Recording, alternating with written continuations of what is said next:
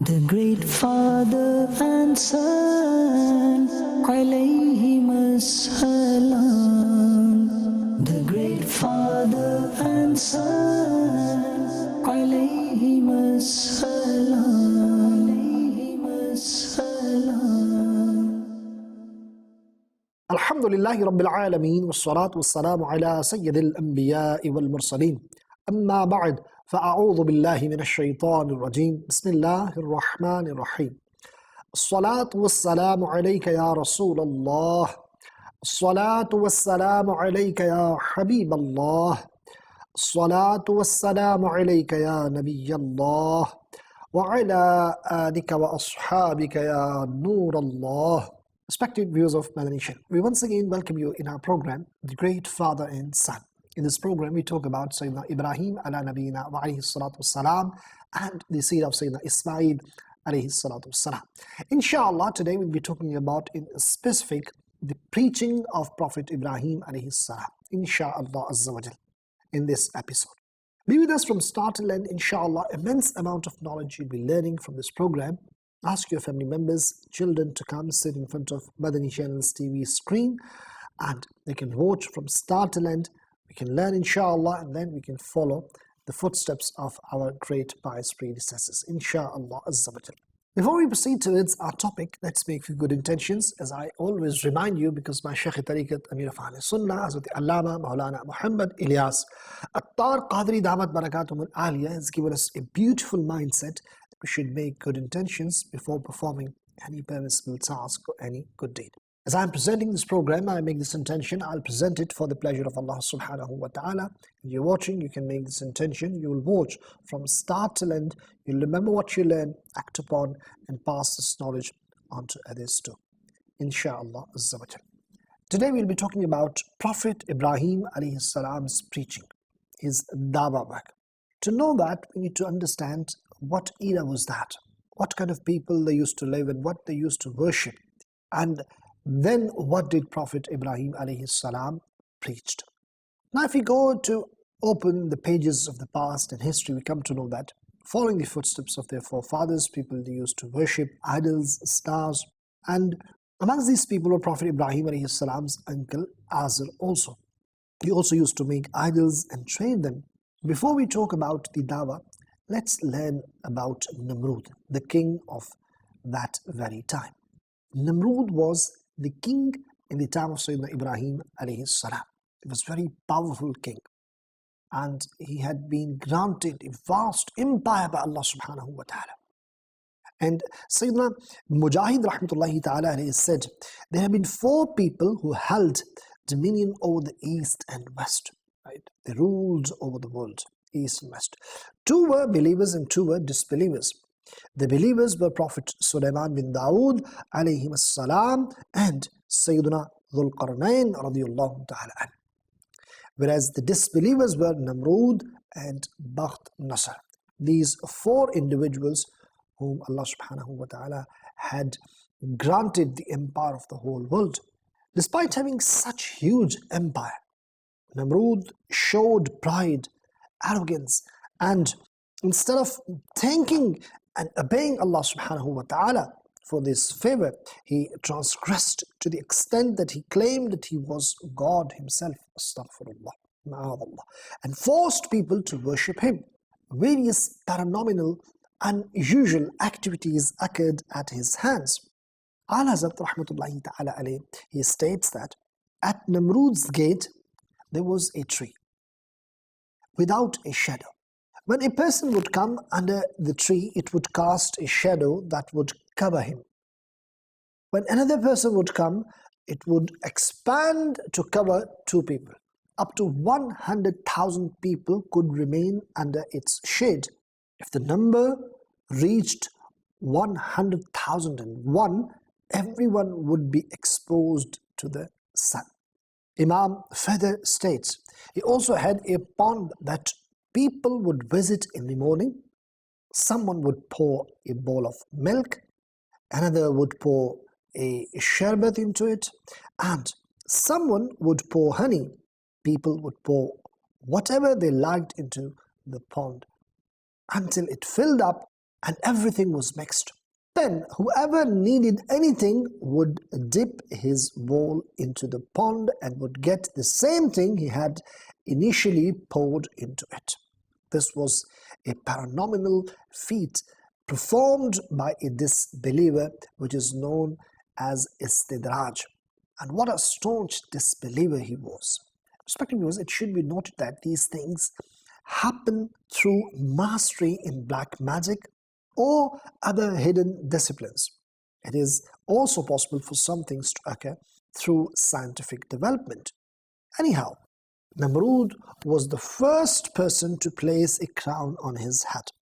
His oppression and cruelty was such that due to feeding the downfall of his empire, he had thousands of infants killed upon. He had killed thousands of infants upon the advice of foretellers and astrologers.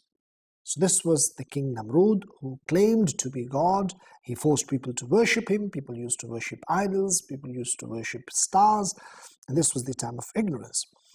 Now, Prophet Ibrahim, ala nabiyina wa alayhi salatu salam, who preached Tawheed of Allah subhanahu wa ta'ala, oneness of Allah subhanahu wa ta'ala, the true belief, the true message which he was given by Allah subhanahu wa ta'ala, he propagated to the people. In today's episode, this is what we're going to try to figure out and learn, the preaching of Sayyiduna Ibrahim ala nabiyina wa alayhi salatu salam. Respected viewers, when it comes to preach and invite people, we come to know that the Anbiya, the prophets, they preached their nation first. When Prophet Ibrahim alayhi salam started preaching, he started with the people of his home. Hence, he alayhi salam said to his uncle Azar, أتتخذ أصناما آلهة إني أراك وقومك في ضلال مبين. Do you take idols as your gods? Indeed, I see you and your nation in clear misguidance. So this is how he addressed his own uncle. He invited them towards the Tawheed of Allah subhanahu wa ta'ala. Thereafter, he alayhi salatu salam presented proofs to his people regarding the existence and oneness of Allah subhanahu wa ta'ala. This was so that they would contemplate that as the entire world came into being from the non-existence and must perish. So he preached that everything which has been created is created by Allah subhanahu wa ta'ala. None of the things or people of this world can be worthy of worship. This is what he preached. Now, respected viewers of Madani Channel, subhanallah, the istidlal and to prove his point of view, subhanallah, is amazing of Sayyiduna Ibrahim ala nabina wa alayhi salatu salam. How he presented his dalail, his proofs to the people to convince them. He believed in Allah subhanahu wa ta'ala. He did not need all these proofs whatsoever, but he used these logics to explain people, to make them understand. And how beautifully he did that, let's find out from the words of the Holy Quran. فلما جن عليه الليل رأى كوكبا قال هذا ربي فلما أفل قال لا أحب الآفلين. Then when the night spread darkness upon him, he saw a star and said, "Do you consider this to be my Lord?" Then when it disappeared, he said, "I do not like those that set." Subhanallah. Now, when he saw the moon shining, he said, "Do you believe this to be my Lord?" So first he refuted this by saying that if these stars who you claim to be my Lord, how can it be my Lord when it sets, when it perishes, when it disappears? It cannot be my Lord. And then further, when he saw the moon shining, he said, "Do you believe this to be my Lord?" Hence, when the moon also set, he said, "If my Lord Azza wa Jal had not guided me, I would also have been amongst the misguided people like you." Meaning, Then the next point was like the stars are small, moon is slightly bigger than the stars. So next thing was that if this moon is my Lord, do you think this is my Lord? How can it be? Because that moon also sets, disappears. Allah subhanahu wa ta'ala mentions this in the Holy Quran in these words. فلما رأى القمر بازغا قال هذا ربي فلما أفل قال لئن لم يهدني ربي لأكونن من القوم الضالين.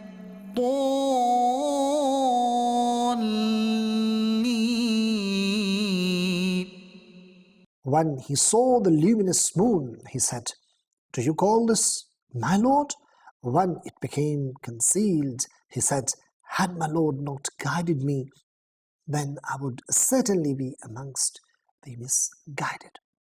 Those who consider the moon their deity were cautioned by this statement, because people used to worship the moon also. So they were cautioned by this statement. Here Islam declared them to be astray and stated that he was guided. The next morning, or on the morning of another day, when he saw that the sun had risen with all its splendor and brilliance, he said, "Do you think of this as my Lord? It is the biggest of them all. If the biggest cannot be my Lord, how can the small be?" Isn't it? Respected viewers, because sun also sets. When the sun also set, he said, "O my nation, I am displeased with these things that you ascribe as partners to Allah Almighty." فلما رأى الشمس بازغة قال هذا ربي هذا أكبر فلما أفلت قال يا قوم إني بريء مما تشركون. Then when he saw the shining sun, he said, "Do you call this my Lord? This is greater than all of them." Then when it set, he said, "O my nation, I am free from those that you ascribe as partners to Allah." In this manner, Prophet Ibrahim ﷺ proved that none of the planetary bodies, neither the smallest nor the biggest, are capable of being God. It is categorically wrong to consider any of them a deity. Furthermore, he ﷺ was displeased with the nation engaging in polytheism. And this is how he tried to convince people and give the message of Allah subhanahu wa ta'ala, the message of Tawheed to people, that they should worship Allah subhanahu wa ta'ala, not these things which perish, which finish, which disappear. How beautifully he did that. Respected viewers of Madani Channel, one point which should be noted is mentioned in Siratul Anbiya. Prophet Ibrahim ﷺ's statements about the stars, moon and sun being God were uttered in order to encourage his people to think, right? It was to give them food of thought. These statements did not reflect his own beliefs.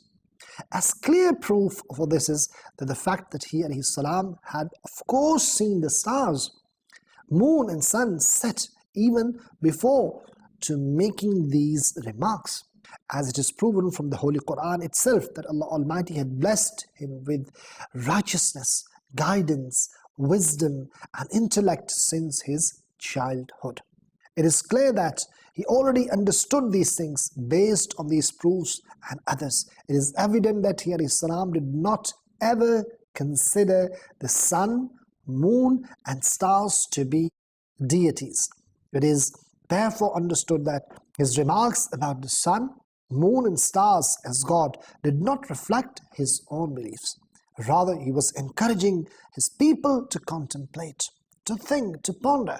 This matter is further clarified by the following verse stipulating what Ibrahim ﷺ said to his nation after speaking about the sun, moon and star.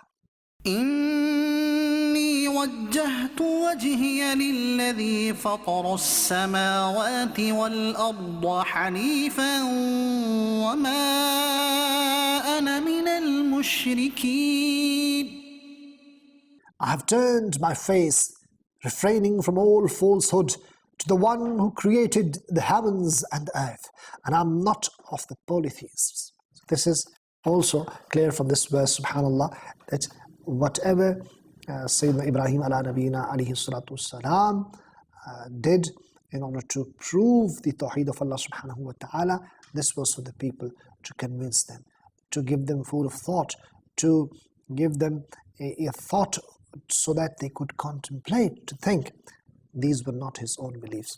So respected viewers of Madani Channel, this is how Sayyiduna Ibrahim ala nabiyina wa alayhi salatu wassalam tried to convince people of that time and who were in ignorance, those they were worshipping Namrud, those they were worshipping idols, those they were worshipping stars, and he tried to convince them, he tried to give them message of Tawheed, he tried to give them message which he had received from Allah subhanahu wa ta'ala, and that was the message of oneness of Allah subhanahu wa ta'ala, Tawheed of Allah subhanahu wa ta'ala, Allah subhanahu wa ta'ala being the only one to be worshipped, and there is none other than Allah subhanahu wa ta'ala who can be worshipped. It is alone Allah subhanahu wa ta'ala who is worthy of worship. This was the message he tried to explain them to the people of that time, and very logically, in a very beautiful and best manner possible, he did so.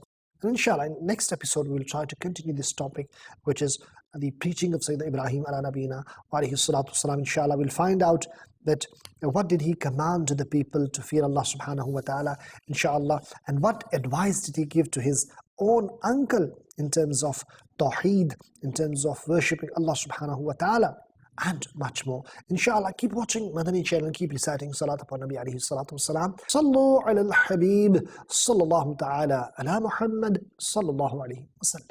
The great Father and Son, alayhim as-salam. The great Father and Son,